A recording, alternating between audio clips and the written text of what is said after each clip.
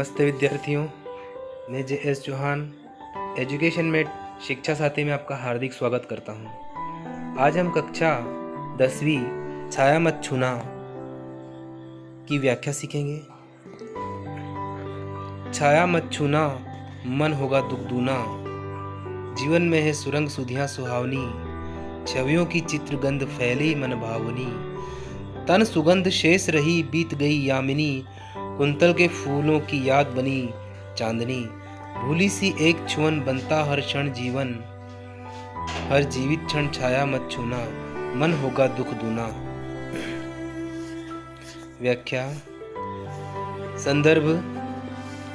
उपरोक्त पंक्तियां हिंदी क्षितिज भाग 2 की कविता छाया मत छूना से ली गई है। इस कविता के रचनाकार गिरिजा कुमार माथुर है। प्रसंग।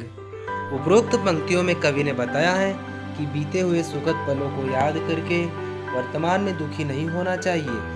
व्याख्या। उपरोक्त पंक्तियों में कवि कहता है कि हे मन, तू कभी छाया मत छूना, अर्थात बीते हुए सुख के पलों को याद करके वर्तमान के दुख को और मत बढ़ाना। तू वर्तमान में दुखी मत होना। इस जीवन में सुखमयी रंग बिरंगी कई सुहावनी यादें भरी हुई हैं और चित्रयुक्त सुगंध वाली कई छवियां मन भावन लगती हैं। कवि कहता है, तारों भरी चांदनी रातें, अर्थात सुख के पल अब बीत गए हैं, अब तो केवल यह शरीर ही शेष रह गया है। रातों की चांदनी की काली परछाई लंबे काले बालों जैसी लगती हैं। वह सफेद सुगंधित फूलों की याद दिलाती हैं।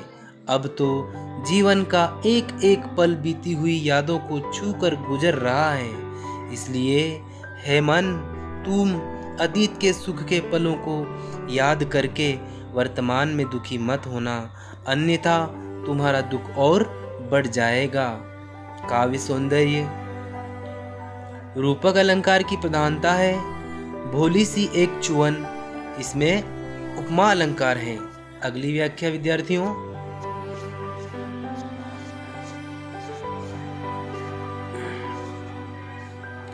यश है ना वैभव है, मान है न सरमाया, जितना ही दौड़ा तू उतना ही भरमाया। प्रभुता का शरण बिंब केवल मृग तृष्णा है, हर चंद्रिका में छिपी एक रात कृष्णा है। जो है यथार्थ कठिन उसका तू पूजन कर, छाया मत छूना मन होगा दुख दूना। प्रसंग। संदर्भ। उपरोक्त इसके पहले वाला जो पद्यांश हमने पढ़ा था उसकी जो प्रसंग संदर्भ है वही इसका भी रहेगा। प्रसंग। उपरोक्त पंक्तियों में कवि ने जीवन की कामनाओं को, इच्छाओं को मृग तृष्णा बताया है। व्याख्या। उपरोक्त पंक्तियों में कवि कहता है कि इस जीवन में सुख समृद्धि, मान सम्मान, धन दौलत सब लुभावने होते हैं और इनके चक्कर में पड़कर अगर तुम इनके पीछे दौड़ रहे हो तो भंवर जाल में फंसकर रह जाओगे।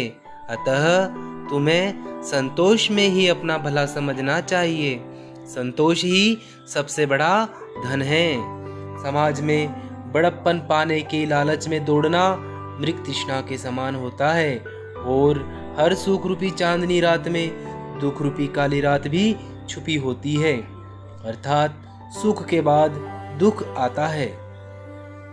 तुम जीवन के इस कठिन सत्य को पहचान कर उसकी पूजा करो, अर्थात संसार की वास्तविकता को पहचानो और अतीत के सुख के दिनों को याद करना छोड़कर वर्तमान पर ध्यान दो, नहीं तो तुम्हारा दुख और अधिक बढ़ता चला जाएगा।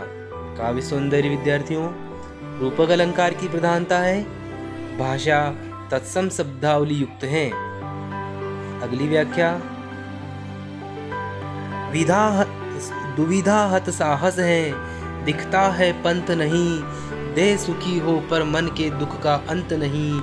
दुख है न चांद खिला शरद रात आने पर, क्या हुआ जो खिला फूल रस बसंत जाने पर। जो न मिला भूल उसे कर तू अवश्य वर्ण, छाया मत छूना मन होगा दुख दूना। संदर्भ। पूर्वानुसार प्रसंग। उपरोक्त पंक्तियों में कवि ने दुख को दूर करने की बात कही है। व्याख्या। उपरोक्त पंक्तियों में कवि कहता है कि तू सुख और दुख का ध्यान छोड़ और अपना सही रास्ता चुन ले। तेरे पास अब साहस की कोई कमी नहीं है। तू अपना मार्गदर्शन खुद कर। शरीर को सुखी बनाने के कई साधन हैं, परंतु मन का दुख दूर करने के लिए कोई उपाय नहीं मिलता है। तुझे यह दुख दूर करना होगा।